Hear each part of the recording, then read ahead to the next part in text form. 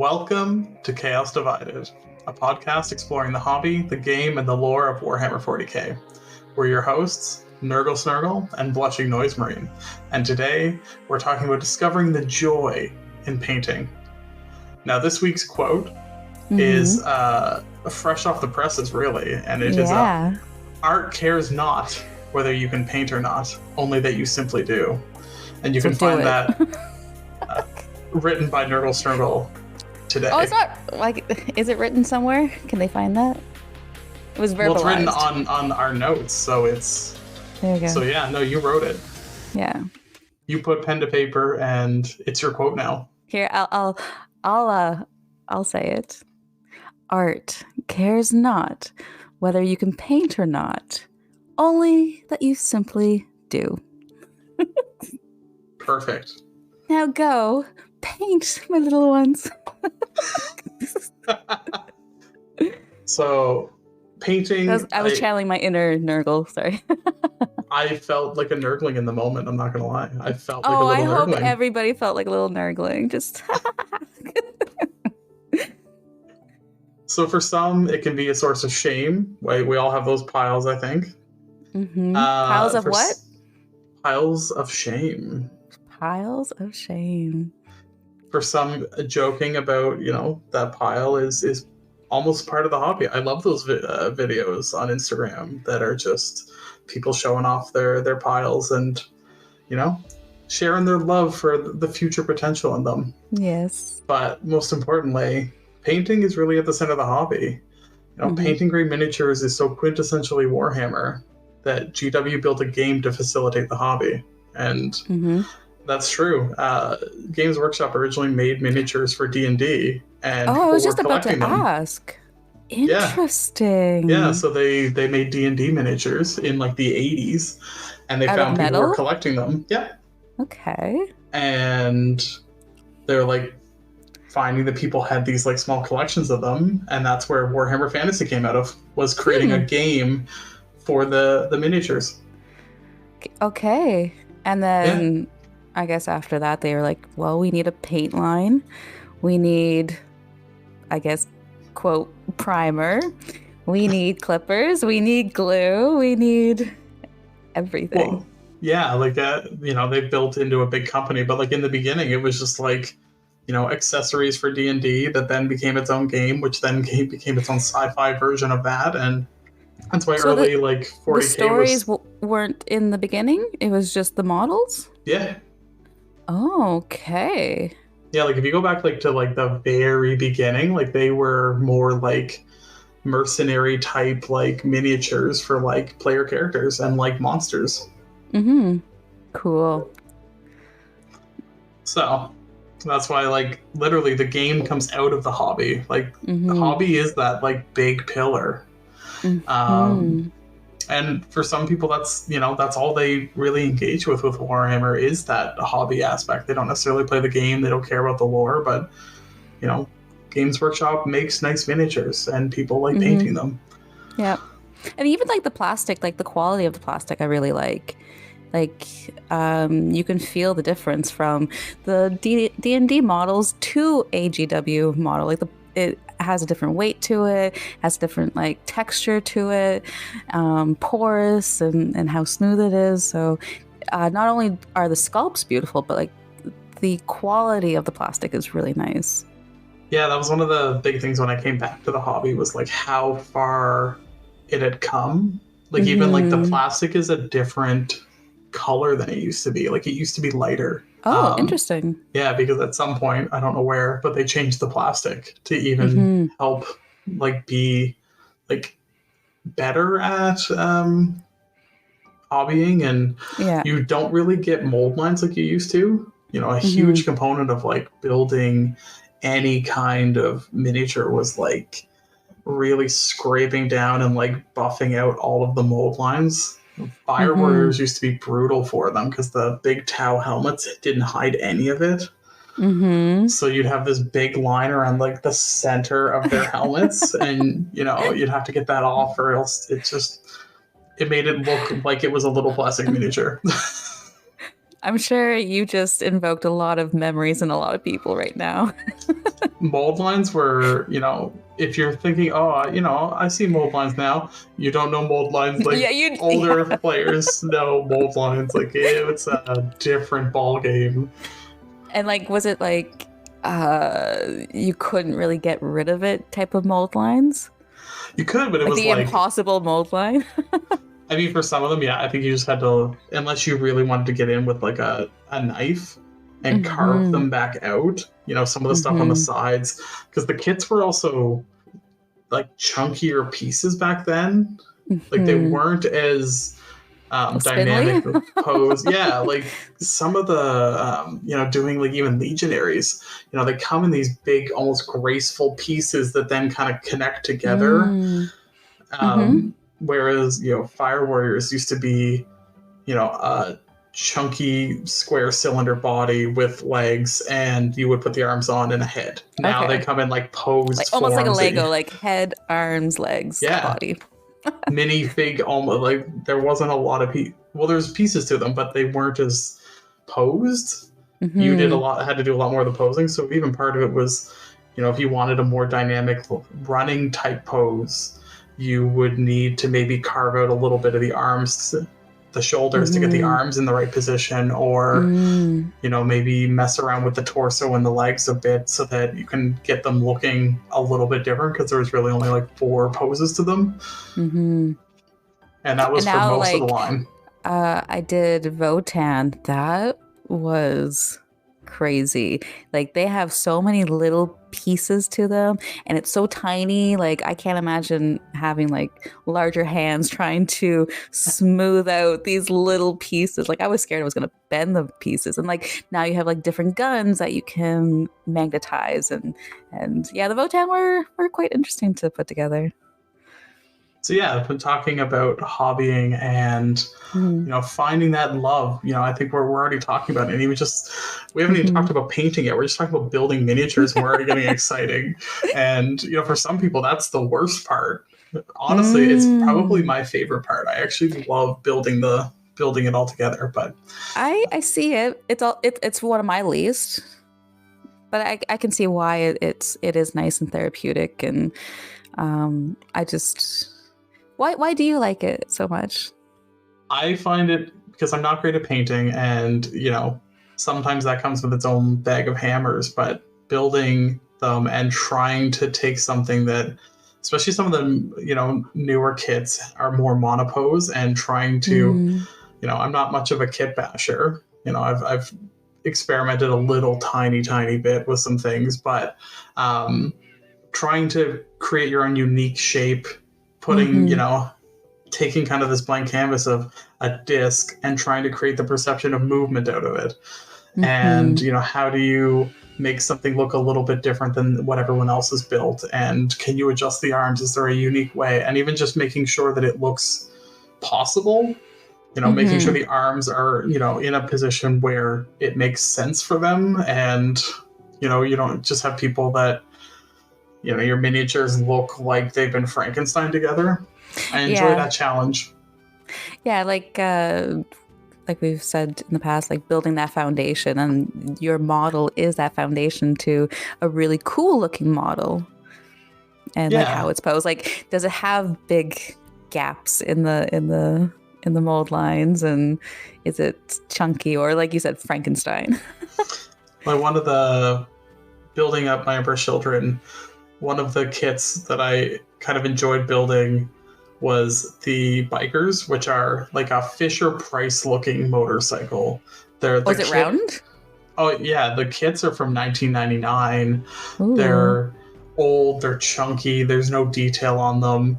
And finding ways to kind of make them look more dynamic and trying to make a perception of them being a little bit more modern. There's a few that I, got actually to like look like they're like almost drifting, skidding along, like cool. Trying to find ways of taking, okay, this is not the best kit in the world, but can I still have fun with it? Yeah, it's not taking something that's so static and adding some oomph to it, some movement. Yeah, that's cool. There's one I have that does like a wheelie, so it's why not? Of course, exactly. It sounds right. Yeah.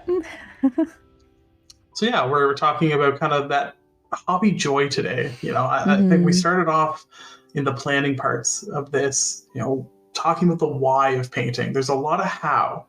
Mm-hmm. Instagram, YouTube are filled with tutorials. There's a lot of how to paint, but not a lot of why to paint. So we're gonna Mm-hmm. talk about that today. Mm-hmm. And why And you at home should paint your models. and it's not because you should be ashamed. It's okay to have a pile of opportunity. Yes. What other names can we call them?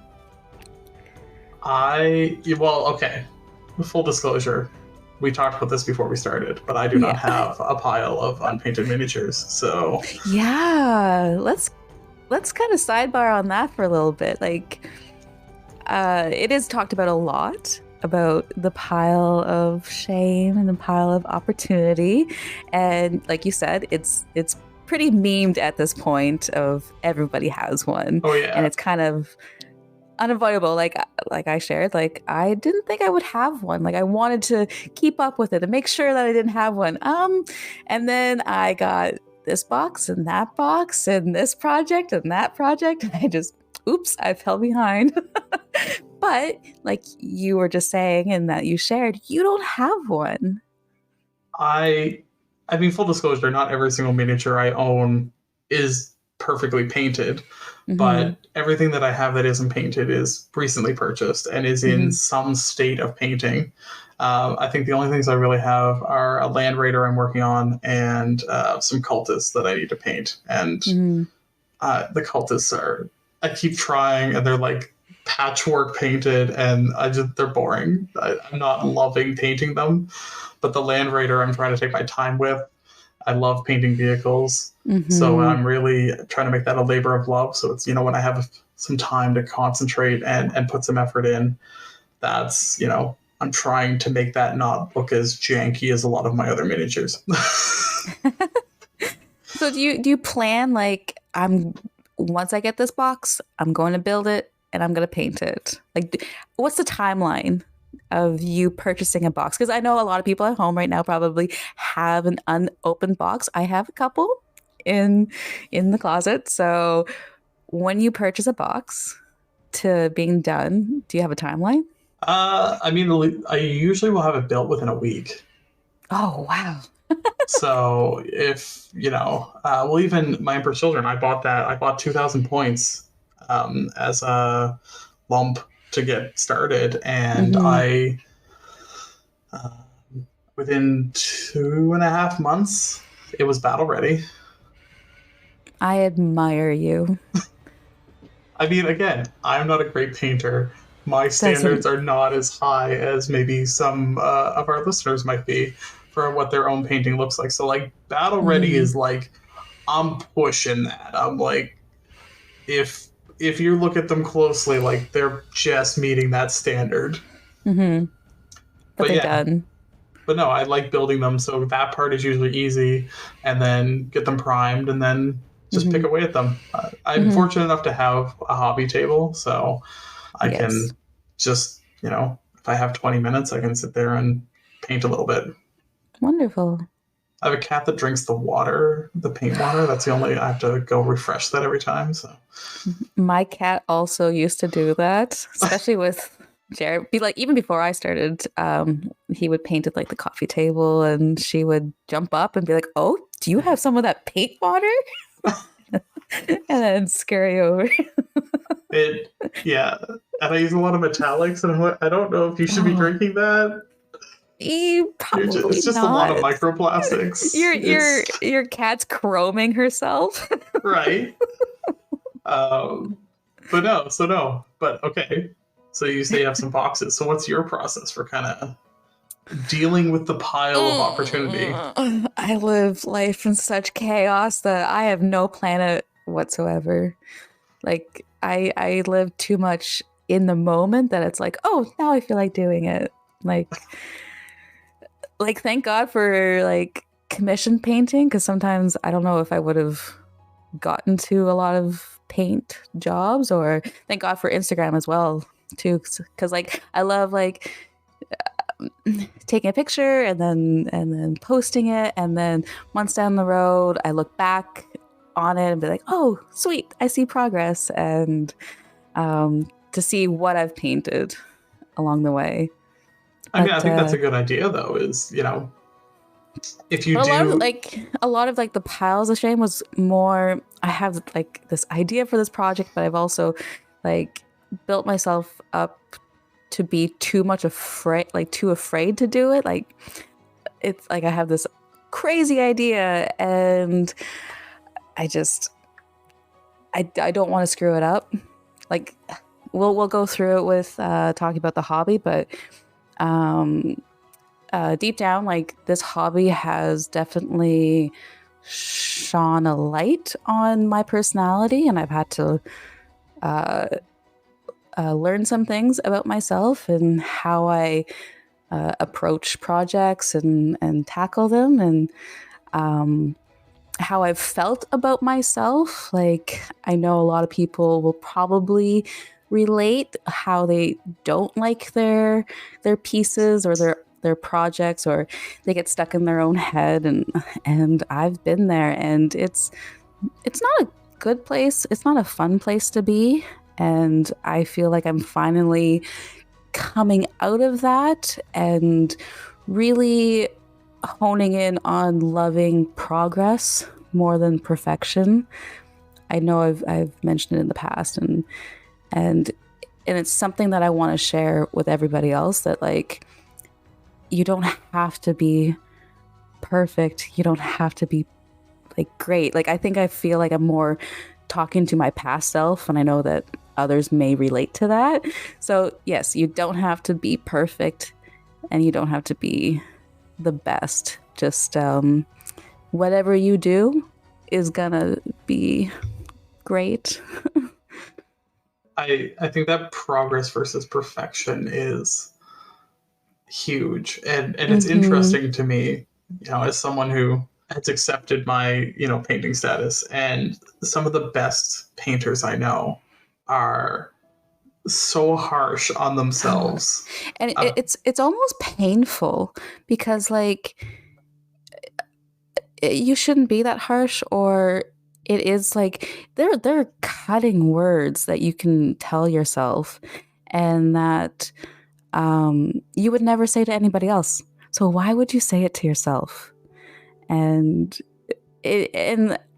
actually, like, this is gonna be kind of weird, but I found out that Elvis Presley actually was worried that he was never gonna be a legend, and now he, like, obviously whatever happened, and he is a legend. So in his time, he didn't realize how good he was. And imagine your entire life being that great, having so many people, and you still had it stuck in your head that you weren't. That's imprisonment of your own self, like, that you don't have to do. So it kind of like opened me up, and I was like, oh man, I don't want to go through life thinking that I suck. I don't want anyone else to. So that's why I share my thoughts and try to be raw and transparent about this all. So in the name of raw transparency, what there is you go. your hobby why? My hobby why, yes. Being raw and transparent, and finding out who I am and connecting with others. I think at the core, that's all it needs to be, for me, at least. Expressing yourself, feeling the expression of others. I think that's really cool. And seeing others' expressions. Like, I've often said that I've never wanted to be labeled an influencer. I'd rather be an inspirer. Like, don't do what I do. Do what you do. Do what you do best. And yeah, you can take away some of my tips, but still do it in your own way, and you'll find some beauty in that. I shared this on Instagram this week, but talking about, I have a degenerative eye disease in both my eyes. So I really struggle with, like, even seeing the details on a miniature, let alone painting them. So for me, it's an opportunity to still express myself and kind of see what the best I can do is. But that's why I'm not as critical on myself, because I know, like, when I'm looking at the trim on a shoulder pad and I'm trying to figure out which of the 3 mirror images I'm actually seeing is the right one, I know it's not going to look great, but I still enjoy doing it, and I still get to relax and kind of get into the moment. And there is something very zen about painting, and I'm so happy that you found that as well. Yeah, it's interesting because when I was younger, painting was probably my least favorite part of Warhammer, and now I would say it's one of my more favorite parts. Do you remember when that kind of switched for you? Well, when I came back to the hobby, it was really, so when I was younger, the quality of everything. And yeah, I think I got older and I got a little bit, maybe a little wiser and a little bit more appreciative of having some time. I mean, I painted a lot. I have a newborn, so when they were very, first few months, you just have a lot of time at home, and there's a lot of time, they're sleeping, they're doing this, they're doing that. So you have kind of these hour pockets of time that you just have to be present, but a 2-month-old doesn't really talk to you yet. So, those were opportunities to, I think you did say that yours does say hi and well, yeah. And mama. She does do a very good mama when she's upset. But I mean, at 1 month old, she was not doing that. So yeah, it was kind of an opportunity to see a little bit more of that. I kind of got back into Warhammer with that expectation of, okay, I am going to be at home more. And the hobby part of that was kind of an appeal for me of, okay, maybe I can give this a shot. And I've enjoyed it more than I thought I would. Wonderful. So that's a question that we can pose to everybody. Like, what is your hobby? Why? And why do you keep coming back to this hobby? And what do you take away from it? And some examples, like, I understand that sometimes I used to think about that, like, what is my hobby? Why? And I would really think about it, and I'd almost shrug my shoulders and be like, I don't know, I just do. But then having it broken down and even written or heard, it really puts into a nice little category, I guess you could say. And some of the reasons could be because you can. Everybody can just, I guess if you're playing the game or anything, like, no one's stopping anybody from hobbying. Like, no one's telling you can't paint. Like, you just simply can. And it's fun. It's a very fun activity. It's therapeutic. You don't need much. You can get away with having dollar store paints and dollar store brushes and water, and that can get you started.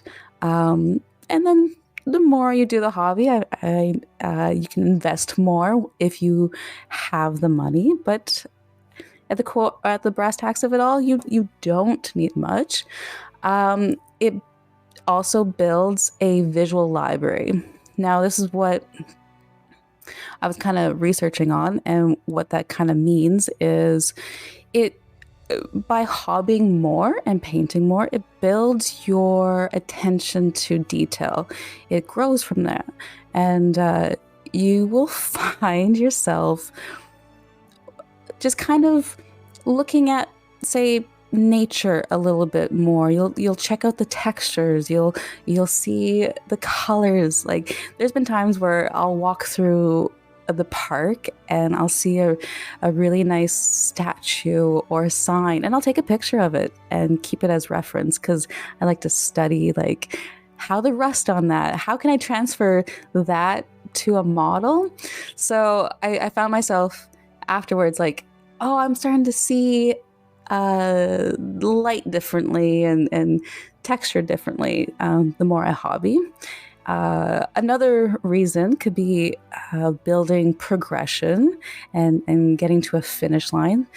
I've been learning lately that we love goals. We love having accomplishments from a start to a finish, and we get the reward and the dopamine, and you feel great. And this hobby really helps with that. And then lastly, it's shareable.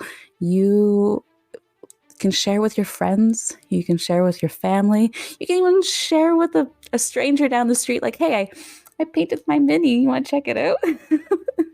And or at a tournament, and connect that way. So those are some really like great whys, and perhaps you can put that into your daily life as well with your hobby. I didn't think when we kind of pitched this episode we were going to be talking about how Warhammer builds your aesthetic sense, but here we are. So no, it's true though. This hobby, this Games Workshop, they did a great job, and I love where we're at today, and I can't wait to see the future.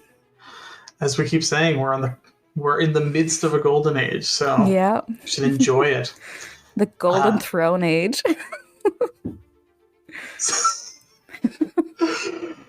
Yes.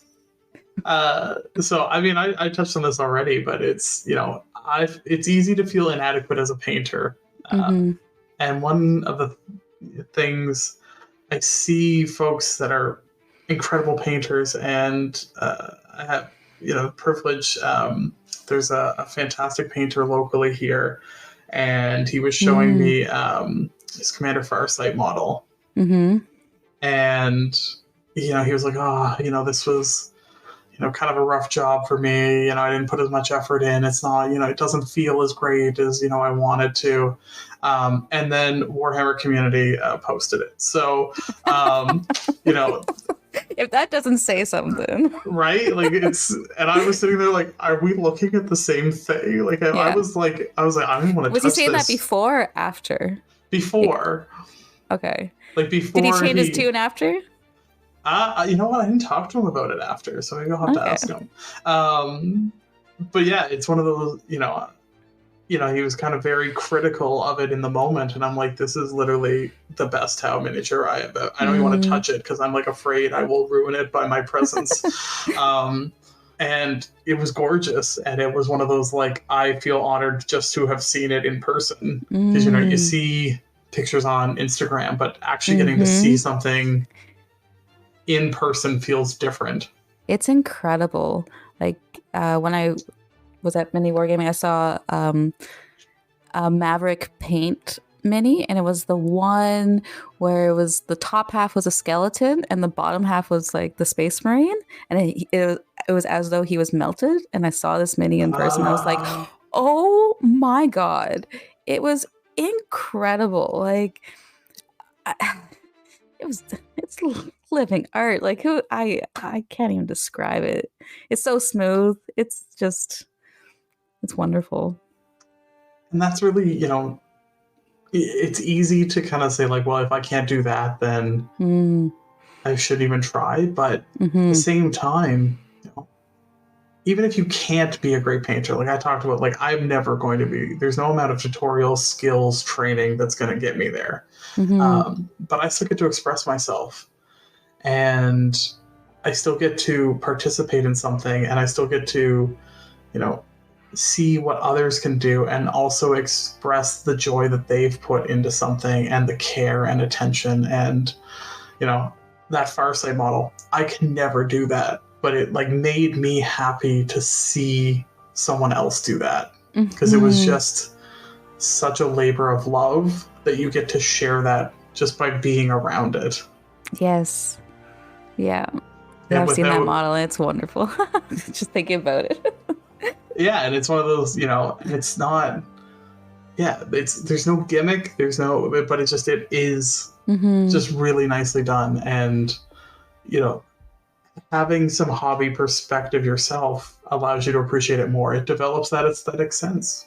And like, to kind of touch on like, people wanting to be great, like they don't want to paint because they're not as great as someone else. And just to say that like being great is only an illusion. Like that's only in your mind of what you think great really is. Again, If you're striving for greatness and perfection, you will run around in circles, because it's like being a donkey and there's a carrot in front of you saying perfection on the carrot. Like, you can keep chasing it, but it doesn't matter, because around you is the journey, and that's what your focus should be on, not on this carrot in front of you, because everything else matters. But I think there's a kind of a quote I'm remembering. It's the difference. A great painter creates a masterpiece with the exact number of brushstrokes and not a single one more. It's knowing exactly how much to paint and no further. But I can tell you, painters don't think that way. Artists don't think that way. They will think, I need just one more stroke. I think one more stroke will finish it. If I put one stroke here, then it's done. Oh no, I did too many strokes. Oh oh no. It's ruined. I can't go back. I can't unstroke this now. Whoa, don't quote that. But no, that's, part of it is acknowledging that, that pursuit of perfection can lead you astray. And, part of greatness is learning how much to do and how much to put into something and when it's time to be done. Yes. And that takes training as well, and acceptance. And it might not feel perfect at the time, but it will be right in the end. So we've been kind of dancing around this, but painting is fundamentally about expression, and it's making your models your own. And it doesn't have to necessarily be aesthetic in any type of like standard or sense.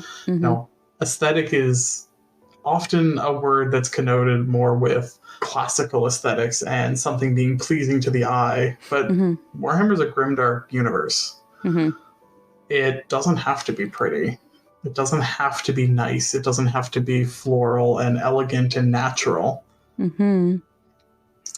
So I think it's important to say that, if you're worried about getting into the hobby because, what you want to do doesn't look proper, or it doesn't look like what you saw in a codex, or it doesn't look like what somebody else's miniature looks like, that's totally fine and encouraged.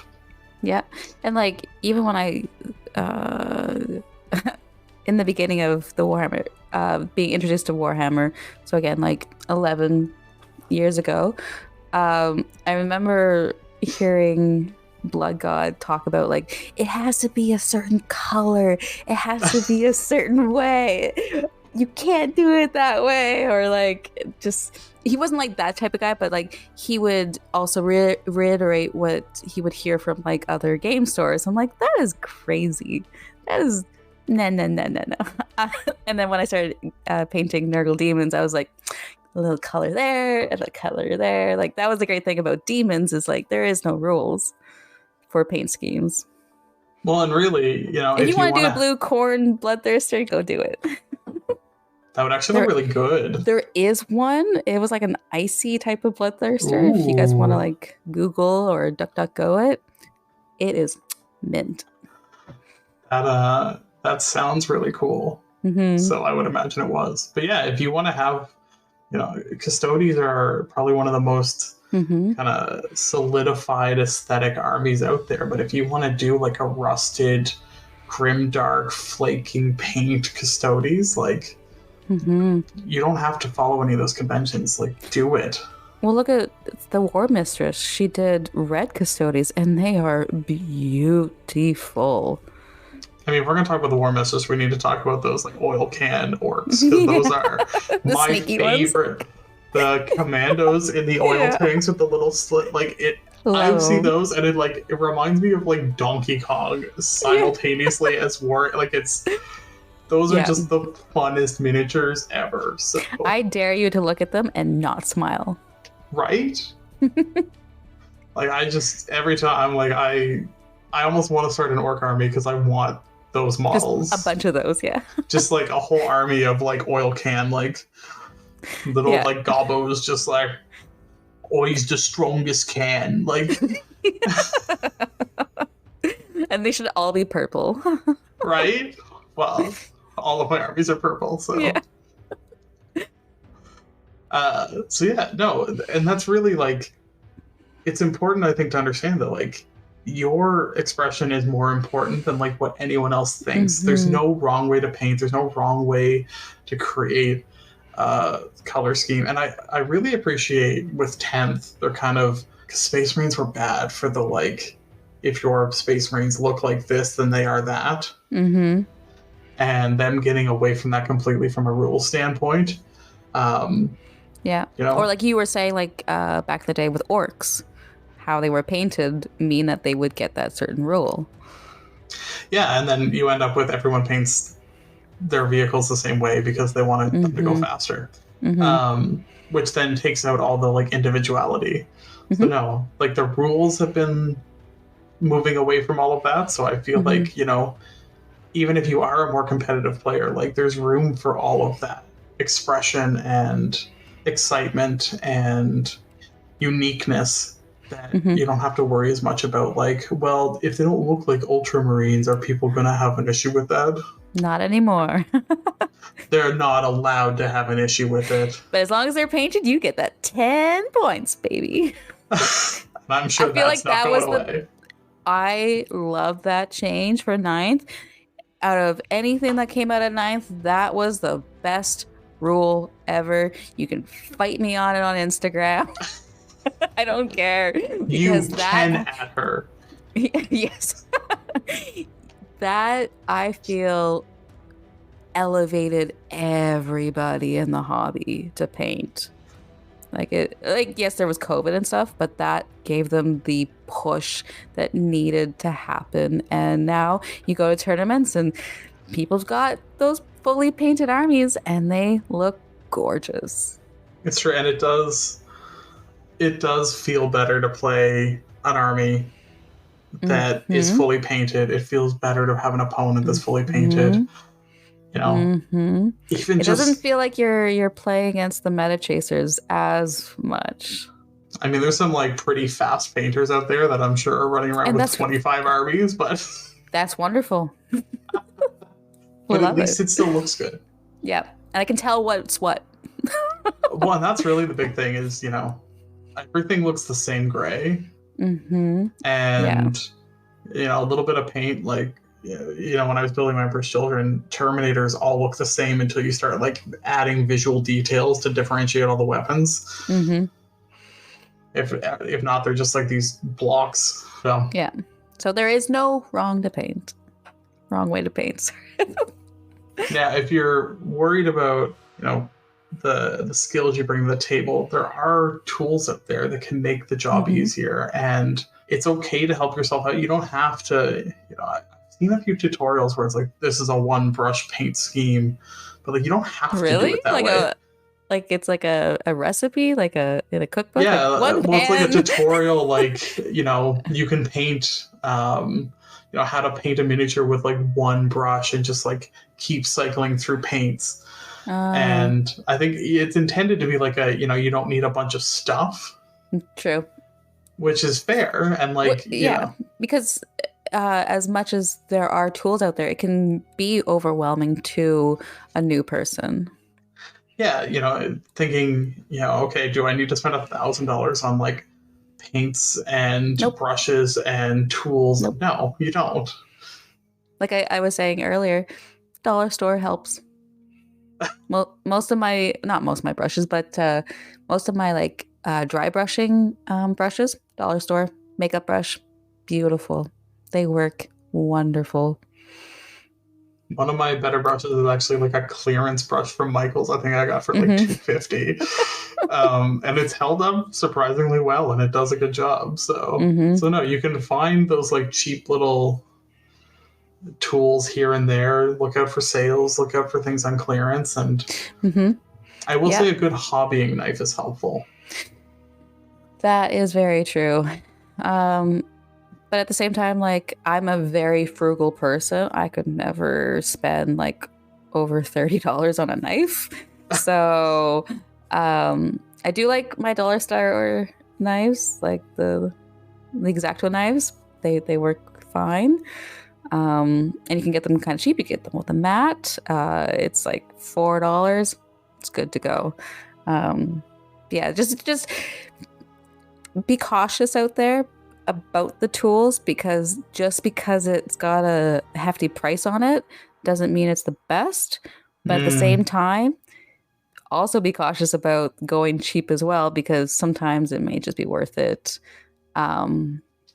getting that expensive tool. But talk to friends, look at reviews, chat with others, and you can usually find your way. And then that's just it, like finding your way and what feels right for you. Like, I think, what was the new GW like drill piece for drilling in your barrels and stuff? Like the new one doesn't work with people with smaller hands. Okay. So it doesn't feel right for them. But yeah, so finding tools that fit your hand and it's like being a chef with a knife. You become one with the knife, essentially. So it's just like with the tool, like with a paintbrush. Like my favorite paintbrushes, I would say, would be the dollar store, but for actual painting, I actually like the Citadel brushes. I'm not sponsored by GW or anything, but those brushes have just felt right for me. But I know others, Artist Opus feels right for them, or insert different brushes here. Raphael, I think, is another one that people really like. So just, yeah, finding your own way with your tools. And then once you acquire these tools, what's really important is understanding like different techniques and how to use them is really important. We can dive deeper into this. Like, one thing that has really stood out for me that made me really realize to elevate my painting is brush strokes and brush control. Like, knowing how even soft dry brushing can be can take you that much further, or understanding like the thinness of paints. Like, it's quite important to thin your paints down, and what that looks like, and the pigment of it. And again, like your brush stroke, like stroking in a certain direction. I know this sounds like a lot to like a new person, but you will find those ways. And I know that perhaps if I say it, it will get into your mind and you'll start thinking about it, because I know I've watched a couple tutorials and they always gave the advice, and I couldn't quite grasp it, but then all of a sudden I had some aha moments and I was like, now I get why they say that. Well, I mean, if anyone's a more junior painter or a more recent painter, I think even just learning dry brushing at all will suddenly make all of your miniatures look so much better. And, you know, you don't have to be an expert dry brusher, but even just learning a little bit of, you know, popping out details, your painting will go from like, well, this doesn't look great, to like, wow, I just did that. You know, that's one of those kind of, a little bit of dry brushing will just like immediately elevate what you're doing. Yeah, and just pick out those details. And once you kind of feel that progress, I think it gets easier then to get into the more advanced techniques and start thinking about brush strokes and thinning paints. And so no, there's like, tips for everyone. And with all of this, it's practicing painting is like training. You have to train your eyes for the detail and your mind with your hands. You won't make, if you're new at it, it's okay if it doesn't look like the picture. It won't be like, it's like learning a language as well. Like, it is a skill, and you will start off in the beginning and you will go through a journey and you will get to where you need to be. And just keep that in mind if you are a new person. I mean, now I'm And picturing like a Rocky style montage of like people painting, lifting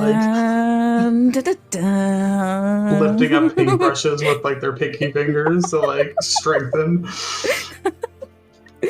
At the top with your paintbrushes. Yeah, I did it. And paint stains on your armpits. Yeah, we got it. Isn't it the paint covered hands? The little like. Yeah, on your thumb? Yep. Yes. With technicolored thumbs. Yeah. But no, it's true. You're not going to be perfect immediately. And, even if you're a great painter and you're trying to get to that, next level, maybe, if you're somebody who's like, I want to win a golden demon, you're not going to just like immediately jump. It's not going to be like a sudden lift of skill and quality. It's an uphill climb. Yeah. And that's like with anything. You don't go into a job and you're the CEO. You don't go into YouTube and you have 5 million subscribers. You don't go into whatever field and you're at the top. It will be a progression. Speaking of YouTube, you can now find Chaos Divided on YouTube. So if you do want to subscribe, you can find the podcast on NurgleSnurgle's channel. Although I am thinking of making our own YouTube channel. Ooh, we're moving up in the world. Slowly. See, this is our progress. Everybody that's listening, you are on our progression train up Everest. Now, I'm going to ask you, what are some of your tips to help folks learn? Like, are there some great tutorials you know about? Is there some, great people to follow? Like, how did you, improve your skills? I watched tutorials. I'll say my favorite painters, and then I'll ask you the same. But the first person I ever saw give a tutorial was Sam Lenz, and this was on Tabletop Minions, and he was showing off the skeleton. I think it was from Age of Sigmar or something. Don't quote, maybe Underworld. I don't know. I can't remember. But anyways, I loved his vibe. I loved his style. I loved his approach to painting. You could tell that he had such passion for it, and he just simply just wanted to give this tutorial. And this was back 2019. And so back then, actually, there wasn't that many like tutorials until like obviously COVID years, and it just blew up from there. But when I saw him, and he was one of those people that talked about brush stroke and the direction of your brush, and that pinned in my head like for months and years. But he, seeing his passion for it is what like kept me going, and was like the tutorial for me to keep hobbying and really find the joy in this. So there's him. I really love Sergio Calvo. He is like top-notch painter, and he's another person that like has an infectious smile and joy and passion, and he loves teaching people techniques, and I love that. And then honestly, all of you, everybody like in this community inspires me, and that's what kept me going. Like I said in the previous podcast, I would go through Instagram and look at like all the recent posts, and again, it didn't matter if you had like all the likes or you had all the followers.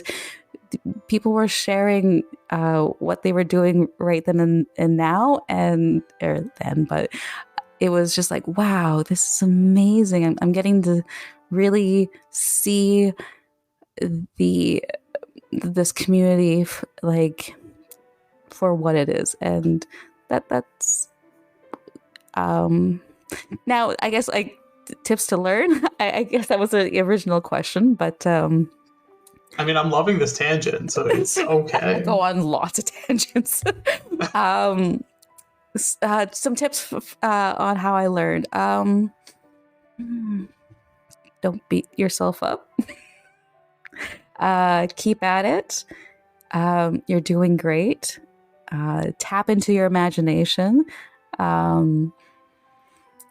Just have fun. Like, that's all I've really wanted to do. If I thought of something really funny, I really wanted to put it on a model. Like, I had all these converted plague bears, and every single time I did them, I chuckled to myself. Like, I was a little crazy. But like, because like I built stories with them, and I spent time with them, and I was like, okay, you are I think his name's Kenji from Mortal Kombat. You have now turned into a plague bear, and I gave him like an eye covering and like a katana, and then another one had like a Tyranid head. I'm like, okay, you were a Tyranid once, and now you're a plague bear, kind of thing. So. This is kind of embarrassing to share, but I don't think it's embarrassing at all. I think it's important to share the love and creativity you put into each individual model. It's easy, when you're playing on the tabletop, or it's easy when you're looking, on Instagram or scrolling through pictures, that, it almost becomes a blur. But like, you can have these big stories with a single miniature. You can love every single one of them. It doesn't have to be a big character. It doesn't have to be a big important model. You can love, your cultists. I don't love my cultists, but other people can love their cultists. Yeah. I have a plague bear, and I made him because one of my earliest thoughts of Warhammer is like, why does everyone have a top knot? It looks so ridiculous. I don't get it. Why? So I was like, you know what? I found a top knot, and I put it on a plague bear. Then I found a claw like arm, and I put it on him. And then I found a sword that looks like Dracnayan. I was like, you're Plagueodon. I love it. That's beautiful. Yeah. So no, I think, being able to have those stories is so important for like the whole fabric of the hobby.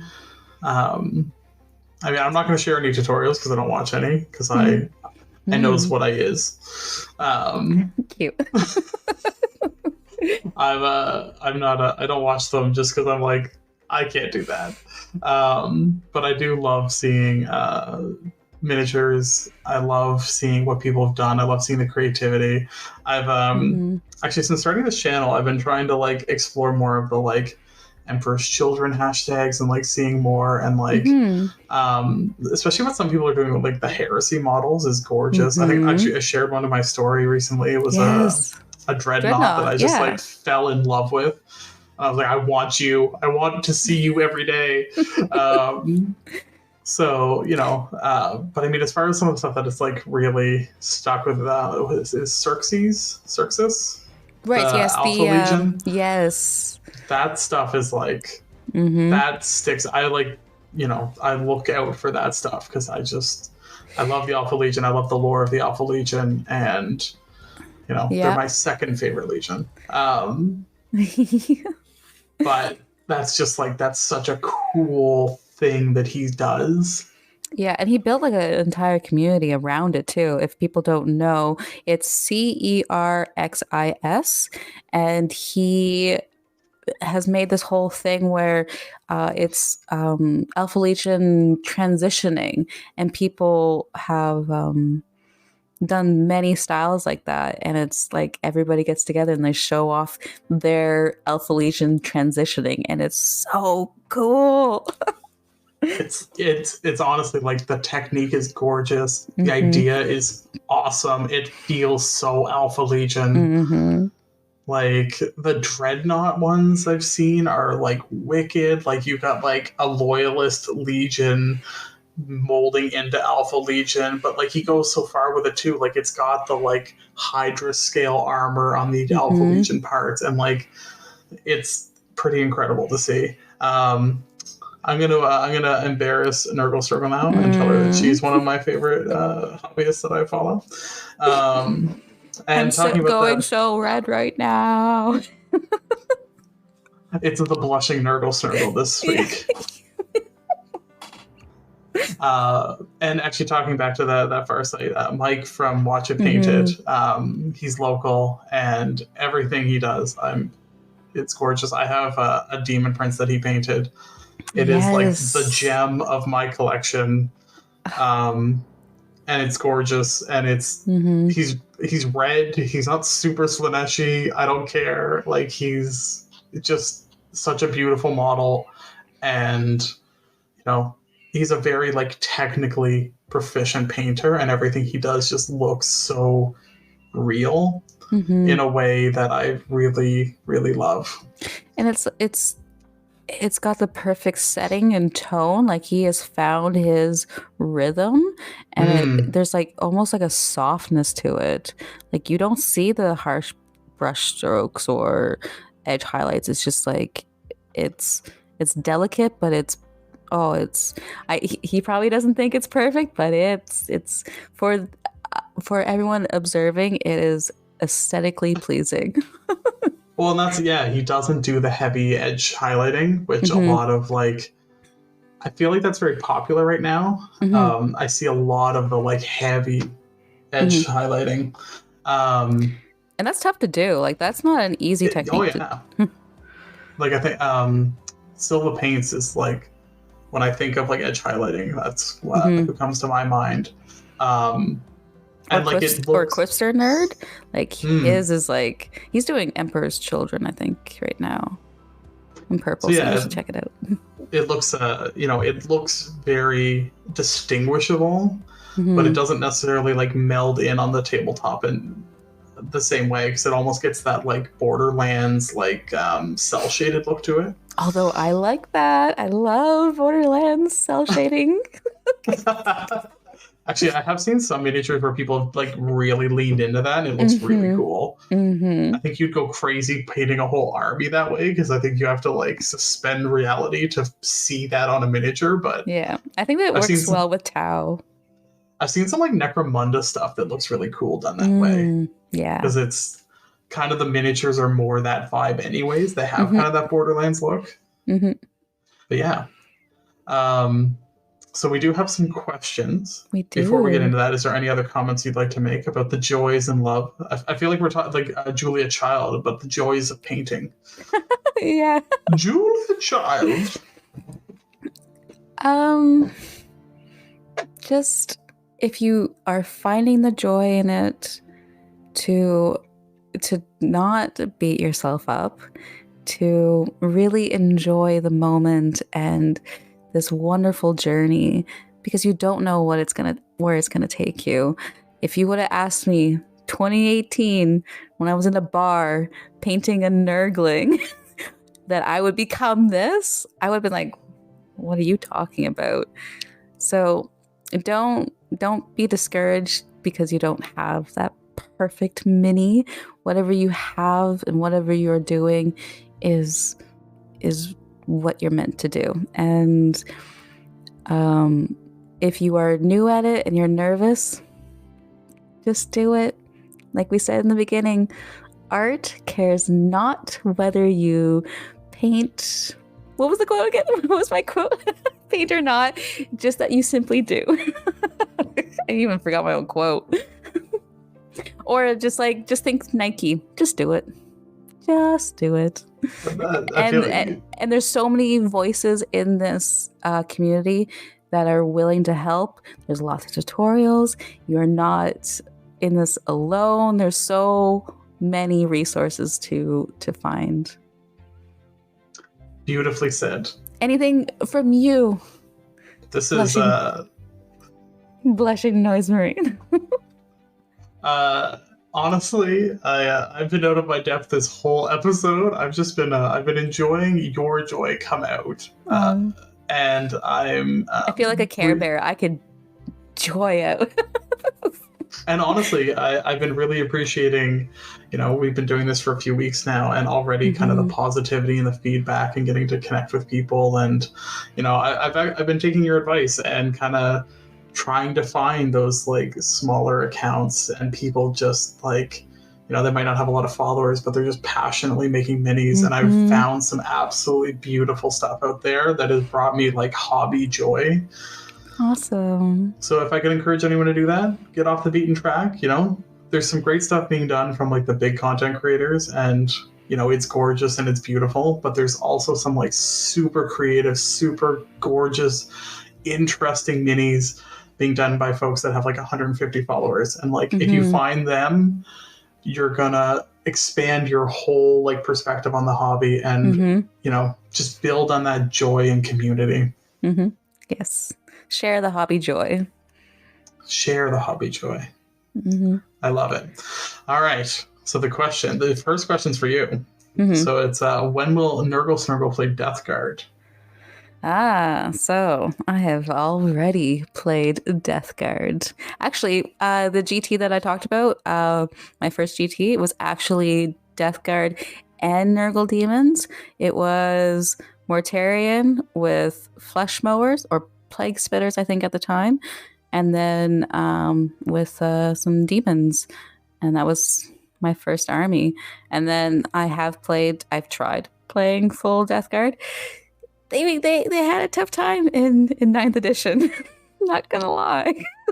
But my favorite way to play Death Guard was with Epidemus. And this was, Epidemus used to have a tally, and he could, the more Nurgle demons killed, the more this tally went up, and you could reach the full potential, like +1 toughness, rerolling ones to hit for the entire army wide, like Nurgle demons, and +1 strength, +1 attacks, And I used to play that with Plagueburst Crawlers. So having back in the day, well, back in whatever, but tough 9 Plagueburst Crawler, rerolling its ones and stuff like that was so much fun.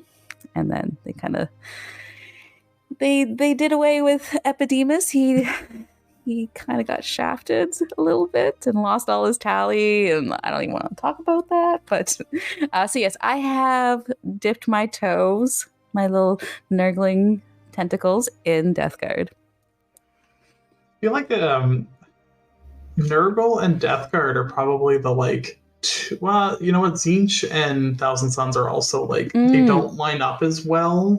Unless you're taking Flamers with rubrics. But even like Tzeentch Demons isn't super psychic-y, which is weird, whereas Thousand Suns are super psychic-y. Thousand Suns are just good at everything. Like they can teleport all over the table. They can shoot you. Teleporting is rude. They can psychic you to no end, and then they can fight, apparently. and then they're super resilient, apparently. So they're Tzeentch just changes fate so they don't die. Yeah. But no, Death Guard and Nurgle Demons seem to like not have the most lined up playstyles compared to like Khorne Demons and World Eaters are kind of like two halves of the same coin. Not even two different sides of it. They're just like a coin cut in half, and it's the same thing. And the next question. So what are some of the things you do when playing against a new opponent to help put them at ease and start the game off on a positive note? Perhaps you can answer this. What do I do? I mean, I try and just, be kind of jokey and funny and, start off like being excited for your opponent and what they have and what they've built. And, when somebody builds a list, when they've painted an army, like take the time, even if you're in a tournament and you've got 2 minutes, if you take that whole 2 minutes to just like appreciate what your opponent has done and the time they put into their list and what they've got, and like be scared about the things that are scary, be excited for the things that are exciting. Like, you're trying to process a lot. And if it's in a more casual setting, like take even more time, like, look at what their army looks like and talk to them about the hobby. And I think if you engage somebody with like where they're excited about, you're going to kind of build the foundation for a fun game. Yeah. Sure. Do you have any things to add? No, I think that was perfect. I think that is a great way to approach it. Hobby holy grail, project or model or army or whatever. Mm-hmm. What's yours? My sister's project that's been on the shelf in boxes. That's my holy grail. Like I said, I have such an idea for it, and I feel like I'm reaching for it, and like I feel like I'm Icarus. I'm flying so close to the sun, and I'm just it's right there. It's right there. You were gonna do the Chaos Sisters, right?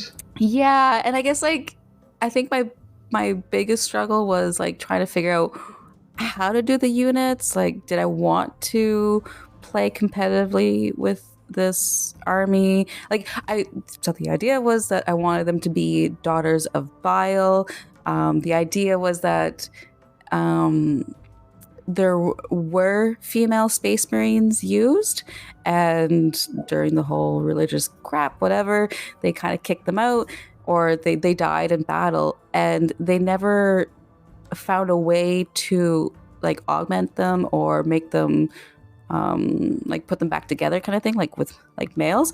But Fabius Bile has found a way in the chaos realm and has glued the female space marines back together, and is pretty much going to be like a pimp daddy. He'd be like, see, I did it, guys. With his pimp cane, and they will be deadly and beautiful. And so I even have like color schemes. I want like them to be like, I want their armor to look so beautiful, like a pearl with some gold, to make you believe that like, wow, these are like beautifully put together space marines. And then you get up closer and like their face will be Slaneshi and grotesque and just like, yeah, like almost like sirens. Mm-hmm. I honestly 100% love that. And now I know, but like, and then I put too much pressure on myself that like, I don't know where to begin. I don't know where, like, what first domino I need to drop first. So I get like paralysis, I guess you could say. That's fair. Project paralysis. That's still so cool. I want to see it someday. Yeah. I was like, that is the coolest thing I've heard of in a long time. So, because like my answer is not going to be anything near that. What's your holy grail? Right, like not that cool. I just always wanted to do a manta. That was always kind of my like. Cool. Not anywhere near as cool as what you just said.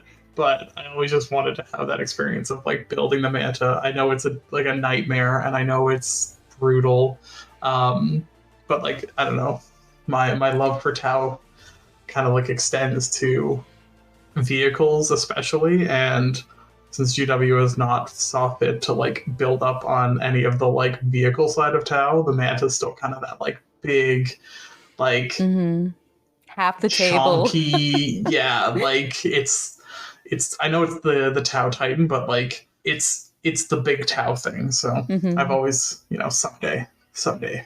Maybe you'll get there. That would be really cool. That you'll be able to refer back to this episode, be like, that's when I said it, and I put it out in the universe. It manifested, and now I got my manta.